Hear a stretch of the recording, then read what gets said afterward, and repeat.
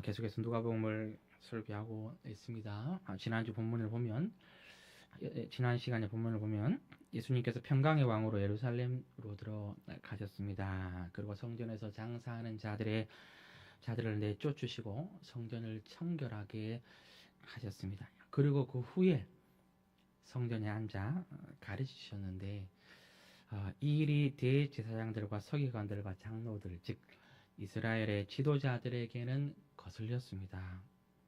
그래서 그들은 무슨 권위로 이런 일을 하는지 예수님께 물었습니다. 여러분, 이들이 왜 이런 질문을 예수님께 물었을까요? 성전에서 예수님의 설교를 송일굴처럼 달게 듣고 있는 백성들이 있었기 때문입니다. 그들에게 예수님의 권위는 하나님으로부터 온 것이 아니라 그는 거짓 선지자와 같다라는 것을 드러내기 위해서 당신은 무슨 권위로 이런 일을 하는지 물었습니다. 그러나 예수님은 예수님의 권위에 대해 질문하는 그들에게 요한의 권위에 대해서 반문하셨습니다. 요한의 권위는 어디로부터 왔는가? 왜냐하면 그들을 다시 복음 앞에 세우시기 위해서였습니다. 구약의 모든 참 선지자들은 오실 메시아에 대해서 예언하였고 백성들이 선지자라고 알고 있는 그 요한도 그 오실 메시아에 대해서 예언했는데 요한은 그 오실 메시아가 이 예수가 바로 그 그리스도다 이렇게 얘기를 했기 때문입니다. 그래서 요한의 권위가 어디서부터 왔나? 이것은 잘 생각해 보면 그들이 존경에 맞지 않는 구약의 선지자들의 메시지와 요한의 메시지가 같은데 근데 요한은 이 예수님이 그리스도라 했으니까 요한의 권위에 대해서 반문하신 것은 그들을 다시 예수가 그리스도라는 복음 앞에 딱 세운 거예요.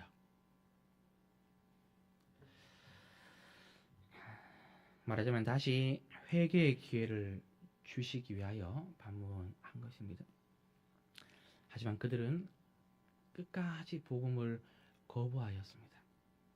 그리고 이어서 오늘 본문이 나옵니다. 복음을 거부하였다 하고 이어서 오늘 나오는 거예요. 예수님은 끝까지 복음을 거부하는 그들에게 오늘 본문을 통해 한 가지 비유를 들려주십니다. 한 사람이 포도원을 만들어서 농부들에게 새로 주고 타국에 갔습니다. 그리고 때가 이름에 당시 시간으로 보면 약 5년쯤 될 것 같습니다. 포도원의 첫 서출이 5년쯤 걸린다고 하네요. 즉 포도를 수확할 때가 되었을 때 포도원 소출을 얼마를 바치게 하려고 한 종을 농부들에게 보냈습니다. 하지만 농부들은 그 종을 몹시 때리고 거저 돌려보냈습니다. 주인은 다른 종을 보내었지만 농부들은 그도 몹시 때리고 능욕하고 거저 보냈습니다. 주인은 다시 세 번째 종을 보내었습니다. 하지만 농부들은 그 종도 상하게 하고 내쫓았습니다. 주인은 마지막으로 내 아들을 보내면 열매를 줄까 싶어서 아들을 보냈는데 오히려 농부들은 이 아들만 죽이면 이 포도원이 진짜 우리의 것이 된다 생각하고 그 아들을 포도원 밖에 내쫓아서 죽였습니다. 첫 번째 대시입니다. 여러분, 이 비유는 도대체 무엇을 말씀할까요? 구약 성경에 따르면 이스라엘은 종종 포도원으로 비유됩니다. 이사야 5장에 하나님은 극상품의 포도나무를 심고 그들에게 좋은 열매를 바랬다고 합니다. 그러나 그들이 맺은 열매는 들포도였습니다. 다시 말해 하나님께서는 이스라엘을 선택하시고 그들에게 율법을 주시고 더 나아가서 율법을 가르칠 제사장도 주셨던 이유는 그들을 거룩한 백성 삼기 위해서였습니다. 하지만 이스라엘이 맺은 열매는 죄와 악이었습니다. 하나님은 이런 이스라엘을 포기하지 않으시고 그들에게서 거룩함의 열매를 맺기 위해 선지자들을 보내어서 그들의 죄를 책망했지만 이스라엘 백성들은 하나님이 보내신 선지자들을 때리고 배척하였습니다. 그래도 하나님은 포기하지 않으시고 자기 백성들에게 거룩함의 열매를 맺기 위해서 끊임없이 선지자들을 보내었습니다. 죄에서 돌이켜 돌아와라. 거룩함의 열매를 맺으라. 끊임없이 보내었습니다. 하지만 백성들에게서 온 응답은 항상 선지자들을 때리고 내쫓는 일이었습니다. 여러분, 이게 구약 성경 전체의 역사입니다. 이게 구약 성경 전체의 역사예요. 구약 시대는 하나님께서 선지자들을 보내어 자기 백성들을 거룩하게 하시려는 역사고, 동시에 이스라엘은 그 선지자들을 배척하여 거룩함을 거부하는 역사입니다. 이게 구약 전체예요. 그리고 마지막 때가 되어 하나님은 자기 아들을 이스라엘에게 보내었습니다. 히브리서 1장 1, 2절. 옛적의 선지자들을 통하여 여러 부분과 여러 모양으로 우리 조상들에게 말씀하신 하나님이 이 모든 날 마지막에는 아들을 통하여 우리에게 말씀하셨으니, 하나님은 이스라엘이 내 아들의 말은 듣고 회개하여 거룩함의 열매를 맺을까 싶어서 마지막으로 이스라엘에게 예수님을 보내셨습니다. 그러나 이스라엘은 이제 그 아들까지도 죽이고 심지어 이 하나님 나라를 자기들이 차지하려고 꾀하고 있습니다. 여러분, 이 비유는 하나님의 열심과 이스라엘의 열심을 보여주는 비유입니다. 자기 백성을 거룩하게 하시려는 하나님의 끊임없는 열심, 끊임없이 자기 백성을 거룩하게 하려는 하나님의 열심, 그리고 하나님의 열심에 대항하여 거룩함을 거부하는 백성들의 악행의 열심에 대해서 보여줍니다. 특별히 그 백성들의 악행의 열심이 도대체 어디까지 갈 수 있는가? 그 악행의 열심이 도대체 어디까지 갈 수 있는가를 보여주는 거예요. 어디까지 가냐면 하나님이 보내신 아들을 죽이기까지 악행을 하나님의 열심을 내는 거예요. 그런데 여러분, 이 비유에서 중요한 것은 예수님께서 이 비유를 누구에게 들려주셨는가입니다. 이 비유를 누구에게 들려주셨는가입니다. 예수님은 이 비유를 누구에게 들려주셨을까요? 9절에 보시면 백성에게 하신 말씀으로 되어 있습니다. 백성에게. 그러나 이 비유는 백성들에게 하셨지만 궁극적으로는 이스라엘의 지도자들에게 하신 비유입니다. 그러니까 지난 본문 대제사장들과 서기관들과 장로들에게 하신 비유예요. 그래서 19절에 보시면 이 비유를 듣고 서기관들과 대제사장들이 예수의 이 비유는 자기들을 가리켜 하신 말씀이라는 것을 정확히 알았습니다. 병행본문인 마가복음과 마태복음에 보면 이 비유의 대상이 이 지도자들이라고 명시적으로 딱 되어 있습니다. 그들에게. 이 비유의 대상은 이스라엘의 지도자들입니다. 따라서 이 비유는 하나님의 열심과 이스라엘의 지도자들의 열심에 대한 비유입니다. 하나님은 이스라엘의 지도자들을 통해 자기 백성들을 계속해서 거룩하게 하시려고 합니다. 하나님은 오랜 시간 동안 오래 참으시면서 그 지도자들을 통해 백성들을 계속해서 거룩하게 하시려고 부단히 노력하였습니다. 그러나 백성의 지도자들이, 말씀의 사역자들이, 말씀대로 다스려야 할 직분자들이, 이스라엘의 대제사장들, 서기관들, 장로들이 자기 백성을 거룩하게 하시려는 하나님의 열심을 계속해서 막아섭니다. 어떻게 막아설까요? 하나님이 보내신 선지자들을 계속 때리고 내쫓는 방식으로 막아섭니다. 심지어 어디까지 대항하냐면 자기 백성을 거룩하게 하시기 위해 오신 하나님의 아들을 예루살렘 밖으로 끌고 가서 십자가에 죽이기까지, 그 이스라엘의 지도자들이 하나님의 백성들이 거룩하지 못하도록 열심히 막아섭니다. 여러분, 이 선지자들에 대한 배척은 그 사람 존재에 대한 배척이 아니라 그들이 전한 말에 대한 배척이었습니다. 아합은 엘리야에게 이스라엘을 괴롭히는 자라 이렇게 했거든요. 그의 말이 듣기 싫어서. 그래서 그 입을 틀어 막았습니다. 남유다는 에레미야가 전한 말씀이 듣기 싫어서 때리고 감금하고 감옥에 가두기도 하고 심지어 우물에 던져서 가두기도 하였습니다. 북이스라엘의 아마자 선지자는 아모스에게 더 이상 예언하지 말고 돌아가라 했습니다. 이스라엘 백성들은 미가에게 대놓고 예언하지 말라. 공동 번역을 보면 더 이상 짓거리지 말라고 하였습니다.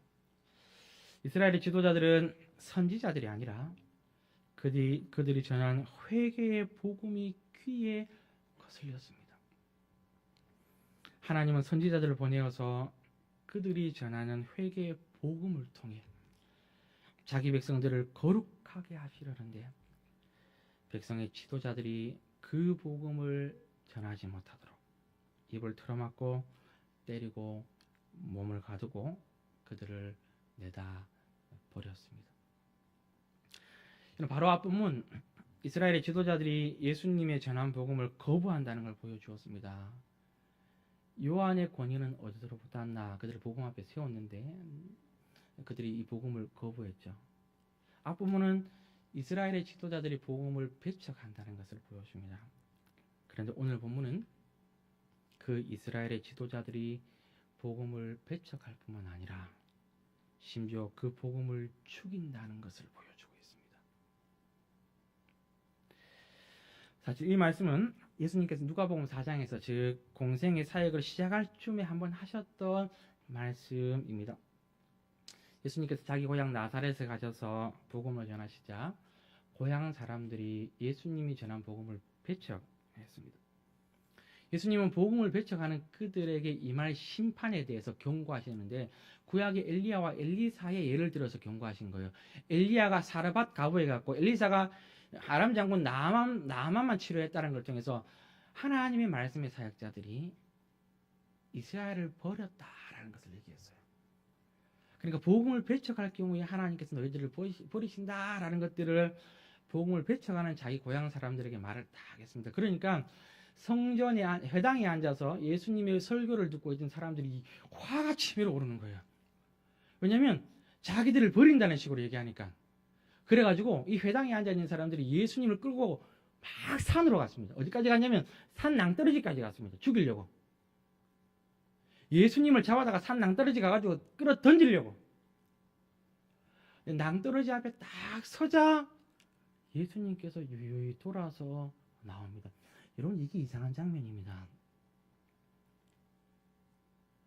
회당에 앉아있던 사람들이 화가 나가지고 예수님을 잡고 낭떠러지까지 갔거든요. 근데 낭떠러지 앞에서 예수님께서 유유히 걸어오시는데 아무도 말리지 않습니다. 그냥 가게 보내줘요. 이게 너무 이상해요. 예수님께서 그렇게 가실 거면 처음부터 안 끌려가고 그냥 회당에서 쭉 걸어가면 되는데 그렇게 안 하고 낭떠러지까지 굳이 가셔서 유유히 걸어가십니다. 이것은 행동설교라고 합니다.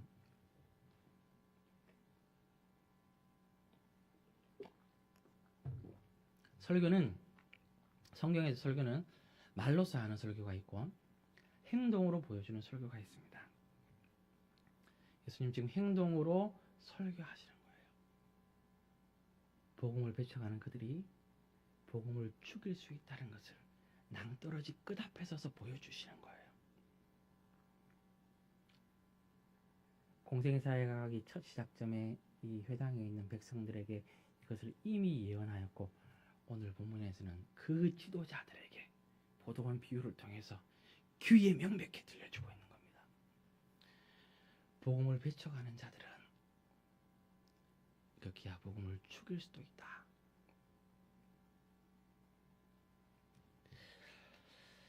첫 번째 대지가 복음을 배척하는 자들은 복음을 죽일 수도 있다입니다. 두 번째 대지는 복음을 버리고 복음을 죽이는 자들이 받게 될 심판입니다.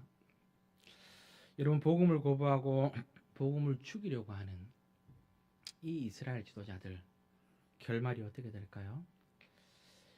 여러분 15절 16절에 보시면 포도원 밖에 내쫓아 죽였느니라. 그 비유를 설명하고 또 하죠. 그런즉 포도원 주인이 이 사람들을 어떻게 하겠느냐. 와서 그 농부들을 진멸하고 포도원을 다른 사람들에게 주리라 하시니.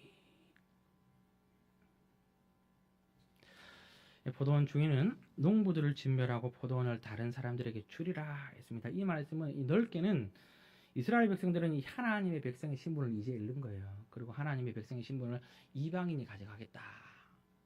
그런데 좁게는 이 비유의 대상이 이스라엘의 지도자들에게 초점되어 있기 때문에 복음을 죽이려는 이 대제사장들과 서기관들과 장로들, 즉 이스라엘의 직분자들은 더 이상 그 직분에서 쫓겨나서 구약 교회를 다스리지 못하게 하리라. 다른 사람이 그 일을 하리라 하는 것을 보여줍니다. 실제로 이것이 사도행전에서 오순절날 성령님이 강림하신 이후에 성취가 되었습니다. 복음이 이방을 넘어서 이스라엘을 넘어서 이방인까지 전해졌으면 물론이고냐 그때부터 이스라엘의 대제사장들과 서기관들과 장로들이 교회의 지도자 역할을 안 합니다. 사도들이 합니다. 사도들이 직분이 빼앗기고 넘어간 거예요. 그리고 그 이후로는 사도들을 이어서 교회의 직분자들이 받아서 하는 거예요. 여러분들, 너희는 하나님의 백성의 신분도 빼앗기게 되고 그 직분의 자리도 빼앗기게 될 것이야 라는 말이 이 이스라엘의 지도자들의 귀에 어떻게 들렸을까요? 다 타락한 이방 세계 중에 우리만이 특별히 거룩한 백성이고 특별히 거룩한 백성 중에 우리가 특별한 이 이스라엘의 직분자인데 그 자리에서 다 쫓겨날 거야 라는 말을 들으면 선민 사상에 똘똘 뭉쳐져 있던 그들이 이 말을 들으면 어떤 마음이 들까요? 16절을 마지막에 보십시오. 그렇게 되지 말아시이다. 그렇게 되지 말아시이다. 결코 그런 일은 있을 수 없어. 뭐라고? 우리의 신분과 지위가 다 박탈당한다고? 결코 그런 일은 있을 수 없어. 어떻게 그럴 수가 있어? 그리고 도대체 이스라엘의 지도자들은 무슨 근거로 결코 그런 일은 있을 수 없다고 얘기할까요? 그들은 무슨 근거로 그렇게 얘기할까요? 왜냐하면 그들은 하나님과 맺은 언약은 영불변하다고 생각하기 때문입니다. 우리는 하나님과 언약을 맺은 백성이야. 하나님과 언약을 맺은 백성이라고. 하나님이 언약이 깨어져? 절대 그럴 수가 없어. 결코 그런 일은 있을 수 없어. 우리의 신분, 우리의 직분은 절대로 빼앗기지 않아. 여러분, 하나님과 언약이 절대 깨어지지 않는다라고 생각하고 있는 이 이스라엘 지도자들에게 예수님께서는 시편의 말씀을 통하여 또 반문하십니다. 17절입니다. 같이 읽어보겠습니다. 17절에 시작.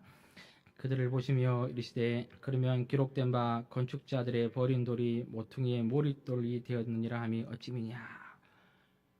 하나님과 맺은 언약은 절대 깨어지지 않는다고. 맞아. 그런데 성경은 하나님의 언약의 영원 불변성만 말하는 것이 아니라 이스라엘의 그 지도자들이 하나님 나라의 초석이 되는 메시아를 버린다는 것도 예언하고 있어. 건축자들이 버린 돌을 했는데 건축자들, 백성들을 거룩하게 해야 할 이스라엘의 직분자들을 말합니다. 성경은 하나님이 맺은 언약이 영불변하다고 말하는 동시에 이스라엘의 지도자들이 메시아를 버린다고도 예언하고 있어. 그리고 메시아를 버린, 즉 복음을 죽여버리는 이스라엘의 지도자들은 반드시 그 복음으로 인해서, 그들이 죽여버린 그 복음으로 인해서 심판받을 것이다 하고 얘기하고 있습니다. 18절 같이 읽어보겠습니다. 시작. 무릇 이 돌 위에 떨어지는 자는 깨어지겠고 이 돌이 사람 위에 떨어지면 그를 가루로 만들어 흩으리라 하시니라. 너희들이 죽인 그 돌에 의해서 너희들은 산상조각 날 거야. 그들이 버리고 배척하고 죽여버린 복음에 의해서 너희들은 심판받을 거야. 여러분, 하나님께서는 언약 맺은 백성들을 반드시 구원하십니다. 하나님과 맺은 언약은, 내적인 언약은 영원 불변합니다. 하지만 여러분, 성경은 이것만 말하는 것이 아닙니다. 동시에 성경은 교회 안에 알곡과 가라지도 있다고 얘기합니다. 교회 안에는 성령에 의해서 내적으로 언약을 맺은 백성도 있지만 단지 외적인 언약의 테두리, 말씀과 성령과 기도, 이 공예배라는 외적인 언약의 테두리 안에만 머물러 있는 가라지도 있다고 얘기를 합니다. 마태복음 25장에 가면 예수님께서 다시 오실 때 심판을 행하시는 모습이 있습니다. 그런데 거기에 사용된 비유는 양과 염소에 대한 비유입니다. 예수님 양은 왼편에, 오른편에, 염소는 왼편에 둡니다. 그리고 이 오른편에 있는 염소들을 향하여서 저주를 말씀하시죠. 그러니까 염소들이 깜짝 놀라는 거예요. 주님, 내가 주를 위해서 행한 게 얼만데 저에게 저주라니요. 염소들이 깜짝 놀라는 거예요. 여러분, 예수님께서는 염소들에게 왜 저주를 말씀하셨을까요? 염소들이 부정한 짐승이기 때문입니까? 아닙니다, 여러분들. 놀라운 사실은 뭐냐면요, 구약 성경에 보면 염소는 거룩한 제물입니다. 흠없고 순전한 어린 양뿐만 아니라 염소들도 거룩한 제물에 사용되었어요. 속죄제, 대속죄, 화목제물 다 염소 제물입니다. 특별히 대표적으로 대제사장이 백성들의 죄를 염소의 머리에 안수하거든요. 죄가 전가되는 걸 보여주는 거예요. 백성들의 죄를 염소의 머리에 안수하고 이 염소를 이스라엘 진 밖으로 내쫓습니다. 죄를 거룩한 공동체 밖으로 내쫓는 이 아사셀 염소, 백성들의 죄를 전가시켜 죄를 담당하는 아사셀 염소입니다.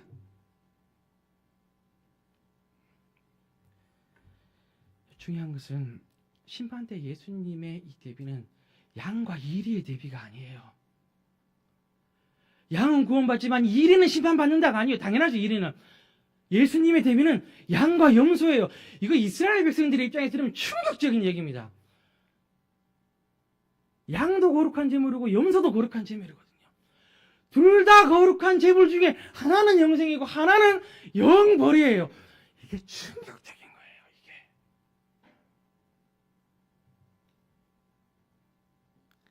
나는 거룩한 아사셀 염소라고 생각하고 있는데, 나는 택함 받은 이스라엘 백성이요, 그 이스라엘의 지도자인데,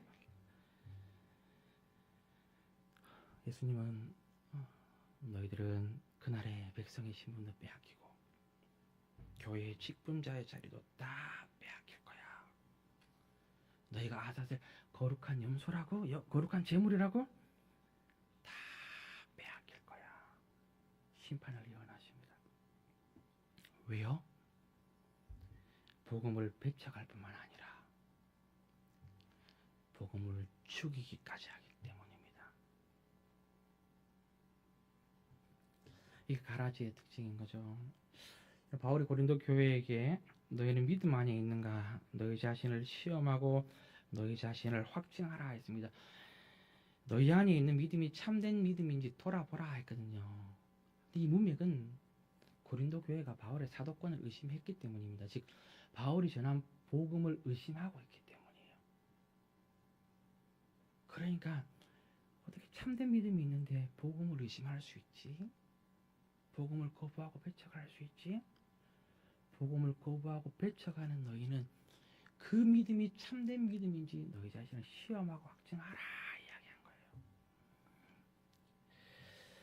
이런 맹목적으로 열심히 신앙생활하는 것 중요하지 않습니다.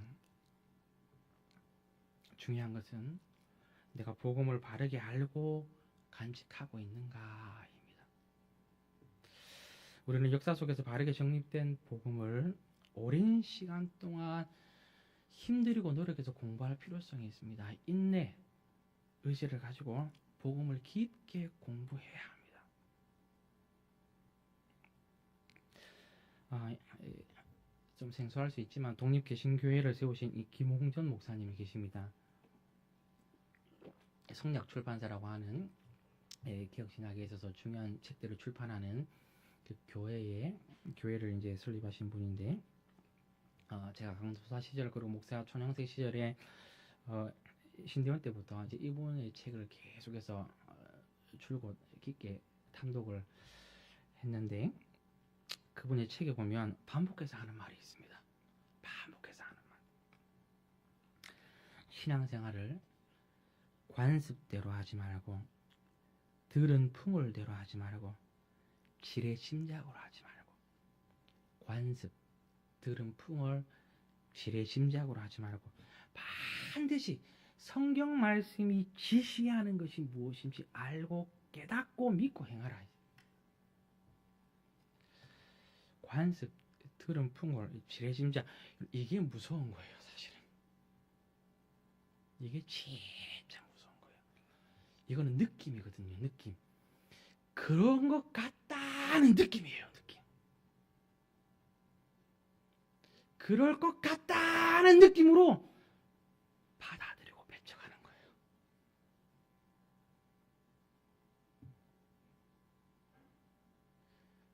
저 교회는, 저 사람은, 이것은 그럴 것 같다.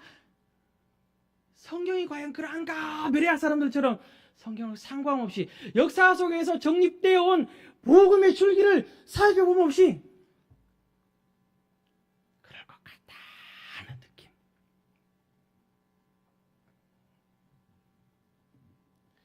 그 느낌으로 복음을 배척하고 심지어 복음을 죽일 수도 있습니다.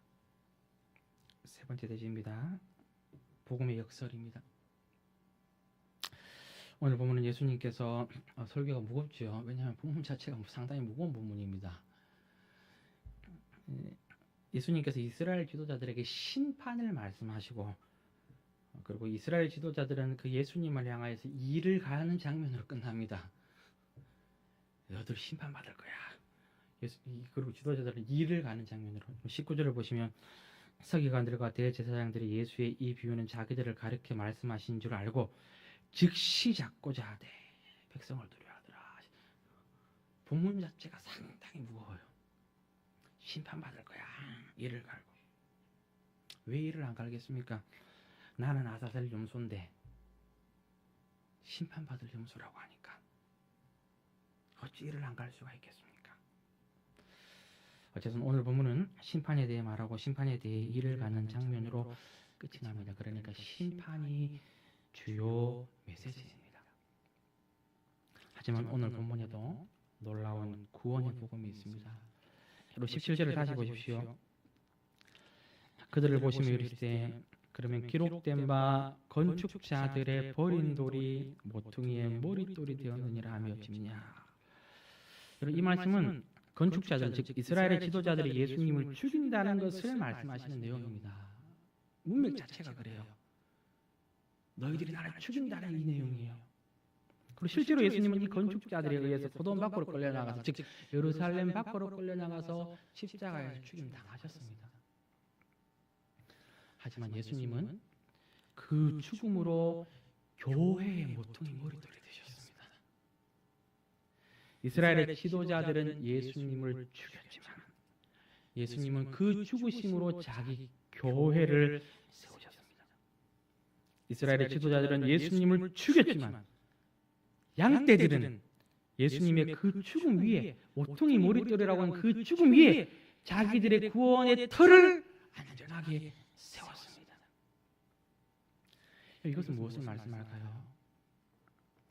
이스라엘 지도자들이 복음을 아무리 배척하고 아무리 복음을 죽여서 하나님이 자기 백성들을 거룩하게 하려는 것을 아무리 막는다고 할지라도 하나님은 자기 백성들을 반드시 거룩하게 하신다는 걸 보여줍니다. 하나님께서 자기 백성들을 거룩하게 하실 때 이스라엘 지도자들이 아무리 막아세우고 대항해도 하나님은 그들이 대항하는, 즉 예수님을 죽이는 그 방식으로 그리스도 안에 있는 자기 백성들을 거룩하게 하시고 구원을 이루어 가십니다. 여러분, 이것이 예수님의 죽음의 역설입니다. 복음의 역설입니다. 이스라엘의 지도자들은 복음을 죽이지만 예수님은 그들이 죽인 복음으로 자기 양떼들을 구원하십니다.